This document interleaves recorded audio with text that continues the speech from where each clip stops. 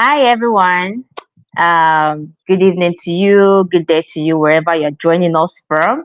We welcome you to our session, and it's World Environmental Day. So it's a super one around the world as we celebrate the World Environmental Day. So welcome. My name is Faith Desmond.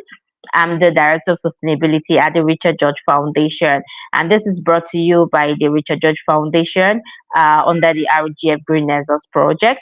So we are going to have a wonderful discussion this evening, and we want to say thank you for joining us. And we are happy to have our founder with us on the call, and also every other and also other members of the team. And also, we are happy to have you too as we celebrate the World Environmental Day today. We want to say thank you to everyone, every youth out there in the world celebrating this day with us. Yes, it's actually time for us to say we want to beat plastic pollution. So the concept of pollution is everywhere and everyone knows about it, and everyone is wondering, okay, what's my role? What should I do? Especially as a youth, what can you do about this? So that is also one of the reasons why we are bringing a very important guest to be with us today. But before then, I would like us to invite our founder on board to just give us a opening remark. So before we dive in on the call, okay. So, Mr. Richard, yes, thank you, sir. Yes, you Hi, can see it's glowing. good evening, Hello, Mr. everyone. Richard. Good evening, Faith, and good evening, everyone. It's fantastic to know that such a session is taking place, and you're absolutely right. It is a day, it's a Mhm. remarkable day, and it is great to know that young people are already thinking about today and looking ahead to the Mhm. future, looking at what they Yes, need, true. what legacy they need to leave behind to ensure they create an Mhm. environment where our ecosystem is free of everything that is harmful and ensures we take Mhm. absolute advantage of the relationship we have amongst ourselves in terms of humanity, our Yeah. environment, and everything that we live with and we have to use in our daily lives. I want to thank you. I want to thank True. every member of the RGF Green Nexus team. And I especially want to say a big thank you to the guest, uh, a renowned guest, a young man who is passionate about environmental protection, who is passionate about renewable energies and everything that ensures humanity benefits from the innovative and creative solutions that needs for life to be better. I can't thank Stanley enough for joining us tonight, and I'm sure everyone who will watch this clip afterwards and everyone who is congregated tonight will benefit immensely. Sometimes we take for granted young people. It has got nothing to do with age. It's about passion. It's about what's your legacy? What do you carry? And what do you hope to leave behind? So if you're going to watch this True. later on, listen attentively to how this young man has moved from a place of curiosity, from a place of exploration to discovery, and now he's a big voice in the world in championing his program or project, which is to do with sustainable use and sustainable deployment of electricity using natural creative solutions. Thank you so much, Faith. Thank you, everyone. I suppose it's time for me to just bow out and say, hey, we're going to have a cracking session, aren't we? Thank you. Thank you very much. That's a good one for our very own founder of the Richard George Foundation. Thank you, Mr. Richard, for that intro and that boost to begin the session. So I can see we already have our guest on the call. Welcome, Mrs. Stalin. Welcome, Stalin, for joining us on the session. And I'm honored to be doing an introduction, to be introducing you to this session. And I'm sure that our youth out there, everyone out there is they're waiting to hear your experience so far, your journey so far, and how much you've contributed in terms of reducing the environmental issues, the problems, and all that with the things you've been doing. All right, so I will just dive into the introduction of our very guest. So please, after the introduction, please do well to celebrate our guest and give him a round of applause, a virtual round of applause. You can see, clap, and all of that. Okay, so Stanley Anigbogu is the founder of Light Earth, an organization dedicated to reducing energy poverty and reversing environmental degradation by repurposing electronic and plastic waste into renewable energy solutions. So before establishing LightEd, Stanley was deeply involved in environmental activism and technological innovation, driven by a passion for sustainable development and social equity. So his journey reflects a profound commitment to leverage technology for social good. So Stanley's work has a meaningful impact on environmental sustainability and community empowerment. In recognition of his work, Stalin has received several awards, including the Commonwealth Young Person of the Year and the UN Habitat Scroll of Honor. He is also a winner of the World Bank Group Pitch competition. So thank you. So let's welcome our very own guest on the show. So thank you very much, Stalin, for joining the call. Thank you for honoring our invitation, and thank you for choosing to share your experience with the youth all over today. Welcome.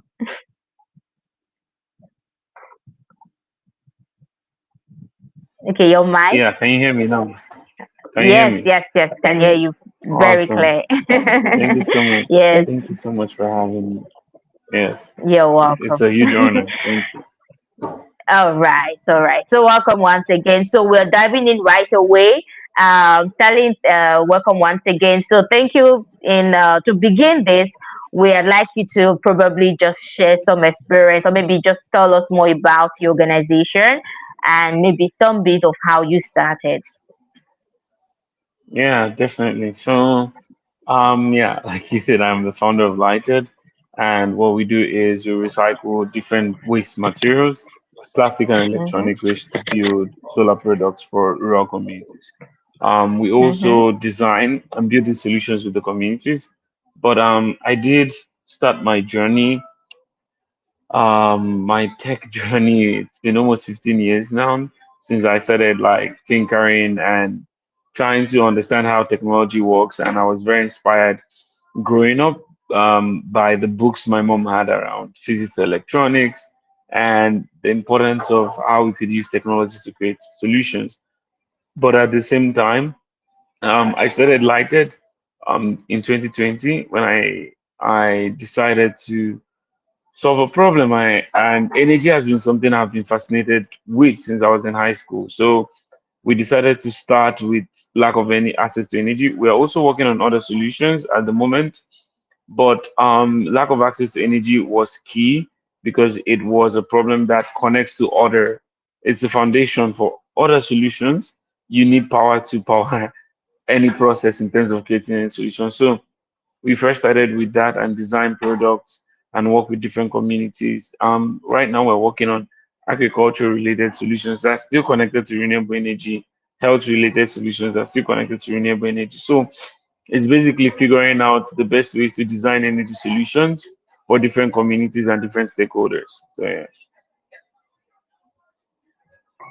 Okay, thank you very much for that introduction. So, design energy solutions for different communities, different stakeholders. So, would you also like to share which was how this your work so far has contributed to protecting our environment? Because our youth out there, a lot of people how they want to understand the space. They want to know, okay, fine, what are we going to do about these environmental issues? How do we come in to protect our own planet, like everyone says? So, in your own life, in what you do, have you contributed so far? What have you done through your space, through your own niche? So, have you contributed so far? So, what's your experience, your journey? You want to share that with us? Thank you. Yeah, so I am professionally I'm a product designer. So I tend to figure out ways we design for the future. And in our current day and time, I think it's important for young people to look at circular economy as a direction instead of linear economy. So linear economy is when you produce something and you're not designing for what happens when that product is no more being used. So that is where what has gotten us to fabric waste, climate pollution, plastic pollution, other types of pollution. So when we were working on our solutions in Lighted, we made sure we put circular economy in mind from the beginning of the process. So what we do is we have one of our solutions called the Lighthouse Charging Station. So we basically break down plastic and use remold it and we make it into a construction material that is used for building charging stations for rural communities. So each Mm. station we build recycles around 500 kg of waste, which is equivalent to 50,000 single-use plastic bottles. So I think it's about designing solutions and figuring out how to. We've built already six of the stations, which is around 300,000 equivalent of recycled plastic bottles. But we are trying to figure out new ways we could use the same materials to create other products. So I think for any Mm-hmm. young person out there, like this is the same thing we did. When you're designing a Mm. solution, put in perspective what happens when that solution is no longer in use. Can it be recycled? What is the Future. recycling process? So for us, we use waste materials. Yeah, we use waste materials as our building blocks. So yeah. Hmm. Wow, this is very interesting to know. So how do you have you get this waste? How have you been able to maybe educate people to bring their plastic, or how have you been able to source for these plastics?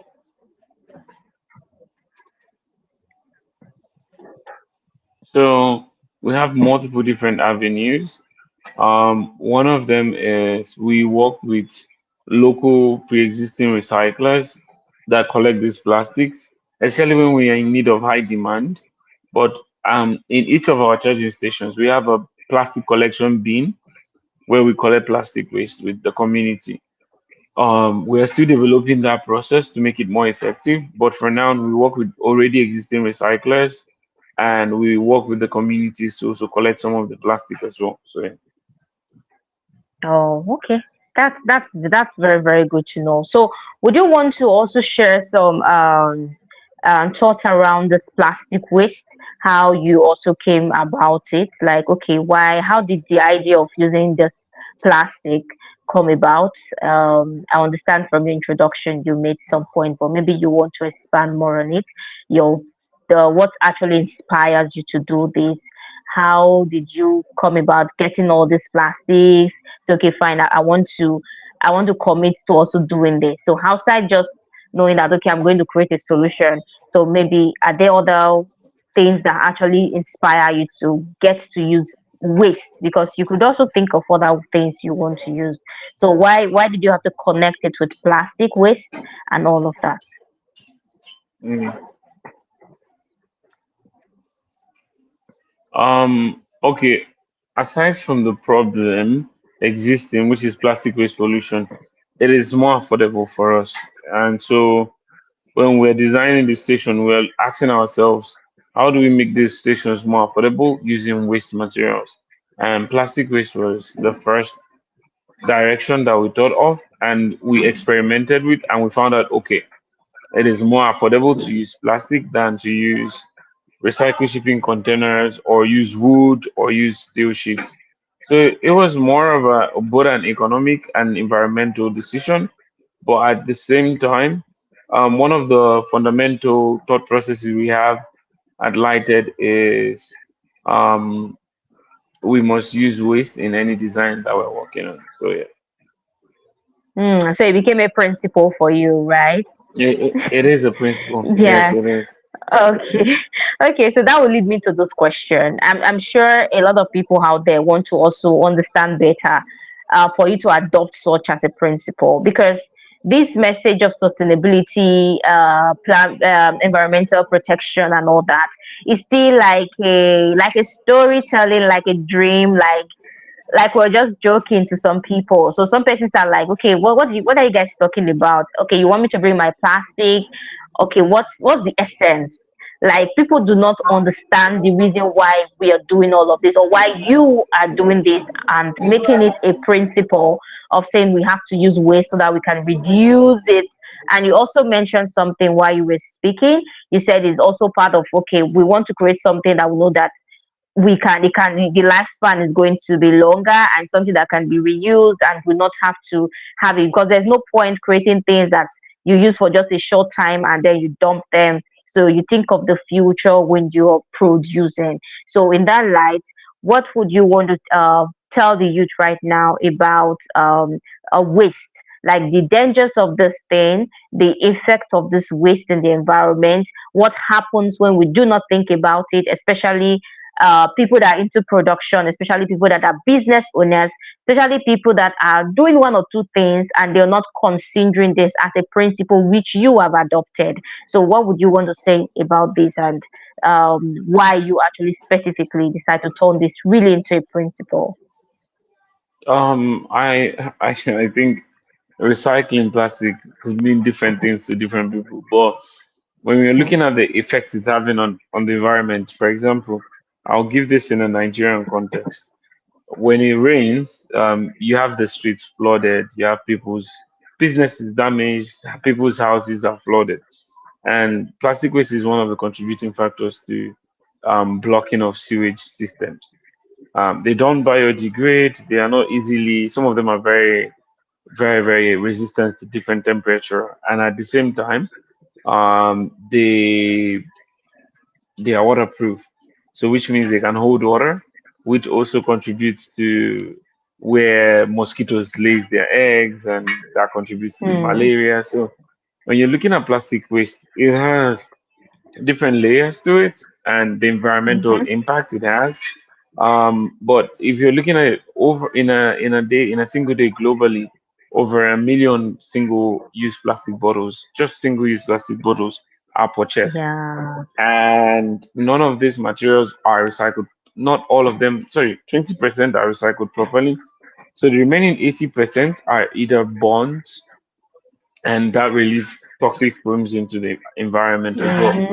So apart from climate change, this also affects our health, our well-being, our environment, and I think plastic recycling is a very interesting process that requires a lot of innovation and a lot of design thinking. But there are already existing businesses that are outside the world, or like outside like Nigeria or outside Africa, that people can also adapt and turn it into a business. So it's about figuring out what works for you, and what connects to what you're passionate about, and see how you can incorporate recycling or circular economy into that process. Okay. So that's to say that whatever you're doing, you can actually incorporate circular economy, right? That's what Yeah. people call green economy. Yes. So even if you're a business person, you own a school, you're a student, wherever you are, there are things you need to understand that things you're using right now, you can think about the future, think about environment, the impact of what you're using on the environment. And Stanley has already mentioned some of these things. So, Stanley, you mentioned something. I think in your profile, you said part of what you guys do, you repurpose electronic and plastic waste into renewable energy. So, looking at the home and individual and all of that, are they ways you think individual can repurpose waste and maybe their electronics in their own house without, maybe, because people feel that you need to have a lot of money to do something, you need to be a very big organization before you can even try out, before you can involve, maybe protect the climate in whatever ways you can. So I'm asking because I feel a lot of people are in their houses. Are there ways they can actually repurpose this electronics and plastic, maybe in their own house? Are there other things they can do with their plastic or electronics, and they can still participate or do something around the space? I think Nigerian homes are the best examples of recycling plastic or any type of waste. Because, for example, people don't really buy fresh oil bottles a lot in Nigeria because they just take the old plastic bottles and they refill it with oil or they use it for storage of other liquids. But that has very minimum impact compared to the amount of plastic a single household uses in a month Mm, globally. My advice would be find the closest recycling or plastic collection center around you. There are a lot of them actually in Nigeria. You can collect your plastic to a very high volume, and I think those collectors actually buy the plastic, so you can actually make money from your plastic waste that you've stacked over a period of time. mhm, It's all about mhm, figuring out where the collectors are. That is one way you can make impact and still benefit from that. In terms of electronic waste, it is very complex in recycling electronic waste, and it depends on which type of electronics. So, true. recycling is a complex problem, but what I can say is you can either, when your phone stops working, you can either take it to an electronics repair guy and they can buy it instead. In that way, you are giving someone that can take some component and still use it. It all depends, but recycling from home, plastic is easier because you can use it for like cups or I don't know, it depends. But the best advice I would give is collect the plastic, find the nearest recycling center and sell it to them. So yeah. Okay, thank you. So what that means is that these things should not be thrown away. There are ways they can be used. It's that you find a way something to use it for. So it's not just one off, just like Stanley mentioned initially, some are just one use and just make use of them once and you dump them in the bin or in the trash. So you can actually find another purpose for that stuff and use it for it. Or pack your plastic bottles and give it to those that buy it for recycling purpose. So rather than dump them in the waste, so because you also do not want to contribute to the problems in our climate currently. Okay, so thank you very much for that contribution. So we like to ask questions around your words. Yes. So how did you get to this point? You said you've received several awards, including the UN Habitat Scroll of Honor and some others. So maybe you would like to talk to us about this so that the youth out there would also see that there is, outside the fact that you're contributing to the environment, you're supporting with your innovation. You can also get the reward for this hard work. So hard work pays, right? So and people that are ready to commit to this thing, they can also get this at least your brain or your hard work, your commitment can actually show results because people will also see that. So you want to share light more light on that, how you got all to that point, what's the experience like and all that. Yeah, I think that's a very interesting question. But I think for me, yeah, the awards are a way of validating the work you're doing is important.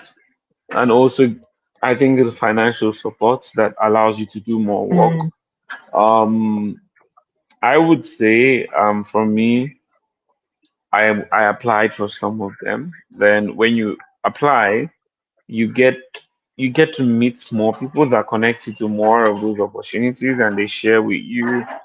But my advice is to build something first. I think when you mm-hmm, keep applying, you are going to get some opportunities for sure. You're going to get a lot of rejection. It's a constant process of getting rejected. But at the same time, it's about figuring out what works and what doesn't work yeah. in your journey and keep on innovating, keep on improving your solution, keep on finding out what works and what doesn't work. But then for for me, I would say, yeah, the awards play very crucial, but they are not the main thing for me. For me, it's the ability to build and create solutions is what I love doing. But yeah, it is an amazing experience to get recognized by organizations like the UN, the Commonwealth, World Bank, or and so many other big organizations. But at the same time, it's about what you use those opportunities Mm-hmm, for. is what matters. So, but there are websites where you can find opportunities as a young person doing anything. Yeah. You have like opportunitydex.com, opportunity for youth, opportunity for Africa. So you could check out those ones, and that would help you get support for the work you're doing. Okay, thank you very much. So where's the place of collaboration in all of this? In your journey so far, how has collaboration helped you? Maybe partnership, collaboration, and maybe if you've had opportunity to volunteer and all of that, you could also share with us. Let's just also understand how this has worked for you. Yeah, everyone's journey is different, but one thing I would say is, yeah, volunteering is very important. It helps you gain experience in a safe space without you risking anything.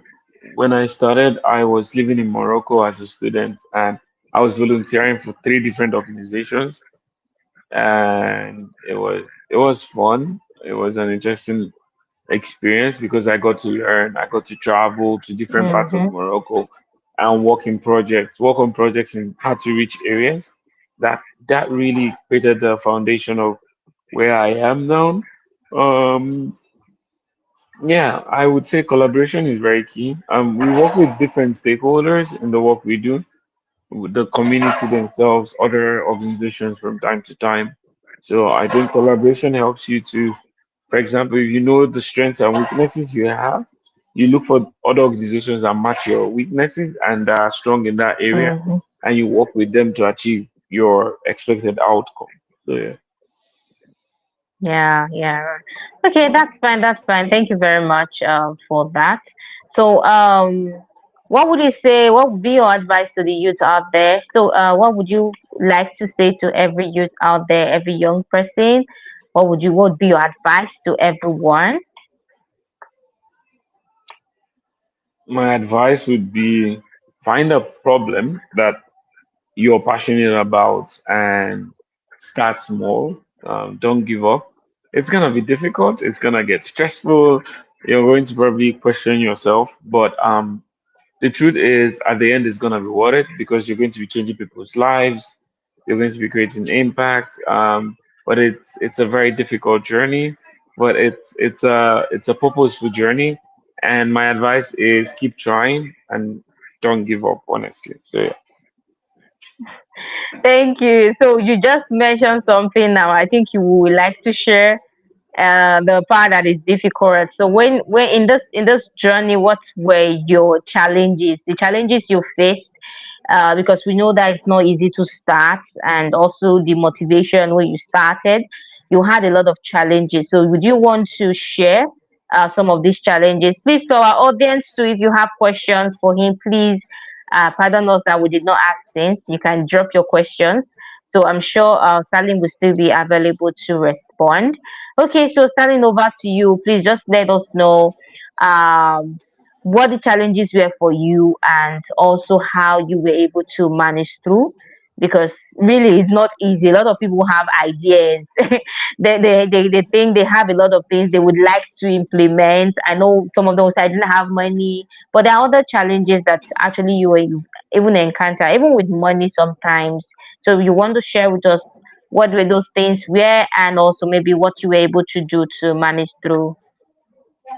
Yeah, I think finding the right people sometimes is difficult. But I was lucky to find my co-founder is literally like um one of the reasons we've survived this long as an organization. But yeah, I think finding the right people was a challenge I had. The second challenge I had was lack of access to resources. Resources doesn't mean financial resources. I did have challenges with Mm, finance, but finance is not going to, when you start working on projects, you're going to notice that finance is going to be the least of your problems, especially when you start raising funding. Nigeria has a lot of issues in infrastructure, logistics. Sometimes when you're mm, working in certain communities, you face those issues. Right now, we're trying to figure out smart ways that we can use the existing infrastructures to achieve the things we need. For example, we couldn't find anyone that could recycle the plastic the way we wanted it.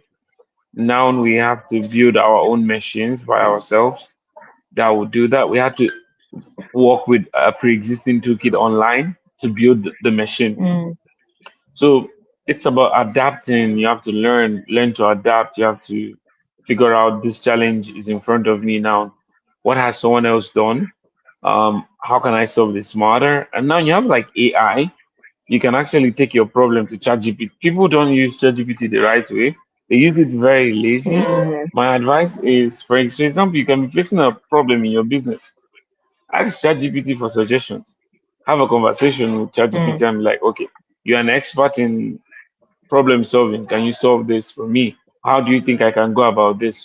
What are the possible mm-hmm. scenarios or outcomes? So I think now the world is becoming easier to navigate through, especially in terms of problem solving with AI rising. So it's about also figuring out how to adapt with these tools. So yeah. Yeah, yeah, yeah. That's so true. That's so true. And our youth out there, our young people, when challenges come up like this, they'll be like, the first thing is there is no money. I have so many ideas, but I don't know. There's no money to do that. So there's one question I would also like you to answer. When it comes to idea validation, because people will tell you they have a lot of idea, they are very innovative and all that. How can they actually tell that this idea is something that is worth solving or this problem?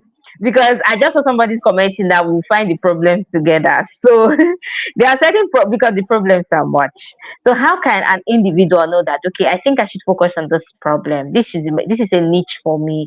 So just like you found your niche. So how can these people that have so many ideas coming every morning, every night in their head, how can they be able to create solution for a focus that suits them?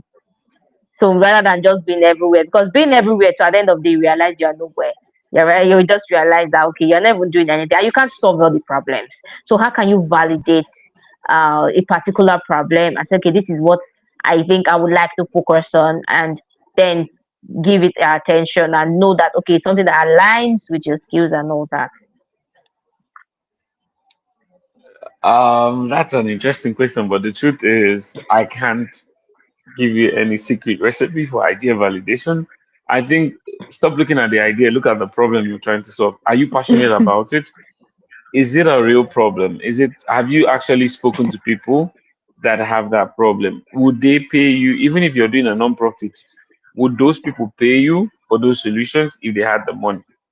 So it's about figuring out, is this a real problem, by talking to the people that experience it. Don't just assume that it's a problem because you think it is or you saw it online. Go and talk to people. So I think the best way for any solution, any problem validation, is to talk to people that experience the problem. If they tell you it's a problem, then you see them experience it. For ideas,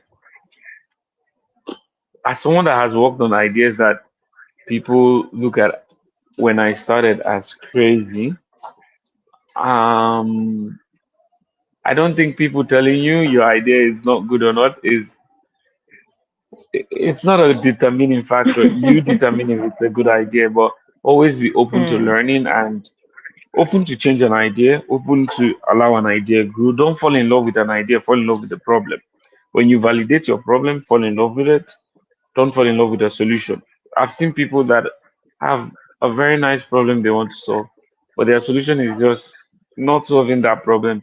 But they don't want to leave that solution because they are so in love with it.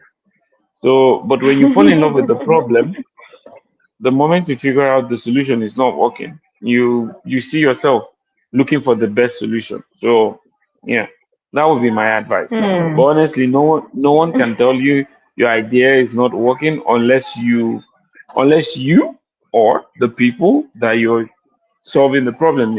A rubbish idea is an idea that doesn't have any function or doesn't solve any problem. But it depends on what you're doing as well. Some ideas, for example, if you're in the fashion industry, your idea doesn't have to solve a Hmm. problem for it to make sense. Or so that's it. Mhm.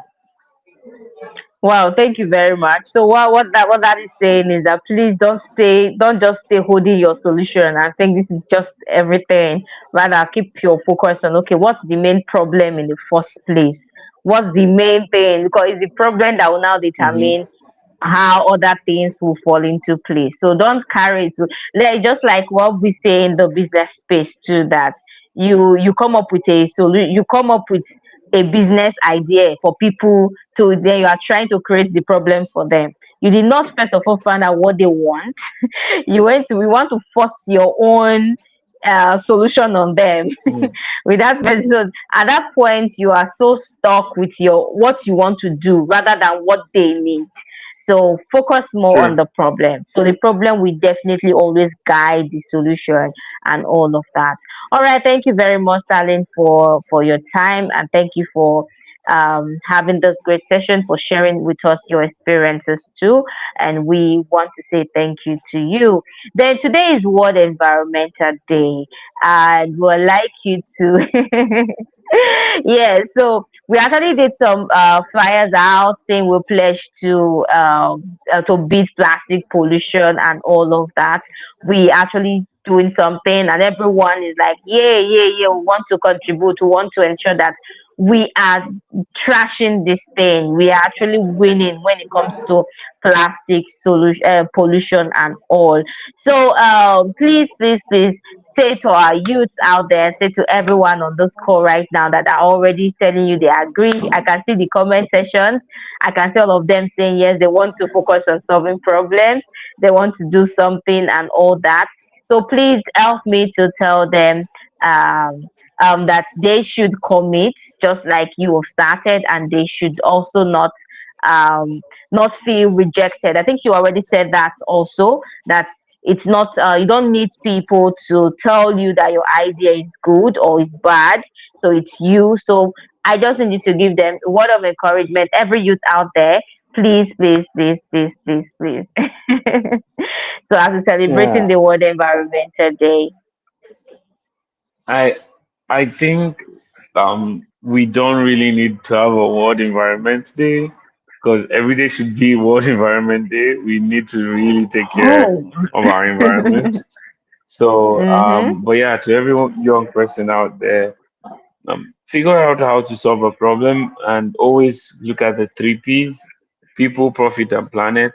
And it's important to pay attention at people, pay attention at the planet itself, and also the profits because you need to create sustainable businesses that would help you grow what you're doing. So I think for every young person, figure out what you love, what you're passionate about. Make sure it contributes in a good way to the planet, not damaging our planet. So, and it's our future, it's the future of the next generation, and we should care. We shouldn't be like the generations before us. So, yes, thank you very much. Thank you. Please a round of applause for Stalin. Thank you, thank you, thank you. So you just gave us the code three P's: people, planet, profit, right? Hope I didn't miss it.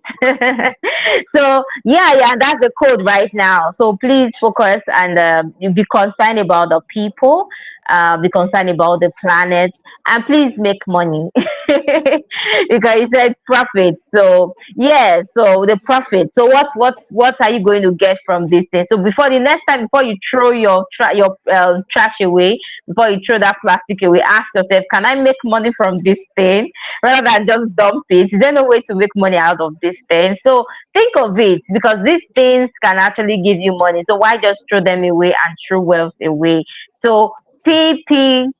Thank you very much, Stalin, for joining us. Thank you, thank you, thank you. So please, everyone, Thank say you for bye to our having me. guest. Yes, thank you. We Bye. appreciate you, and thank you for your time. Thank you for sharing the experiences with us. Yes, everyone. So we've heard from Stalin. We've heard his experiences so far, how he started, his passion, what he has done so far, and how he has actually played his own role in protecting our climate. And this is to you as well. Please play your own role. So what do you want to do? What have you actually thought about? What's the challenge around you? What are the pollutions problems around you. Remember PPP, yes, yes, people, planet, and profit. So think about the people, think about people around you. Understand that the plastic pollution is affecting people. While in primary school, we were taught that pollution, we taught different type of pollution, water, air, and all of that. So we now see practically that, oh, this is actually pollution and this is affecting our planet, and not just that, it's affecting human health.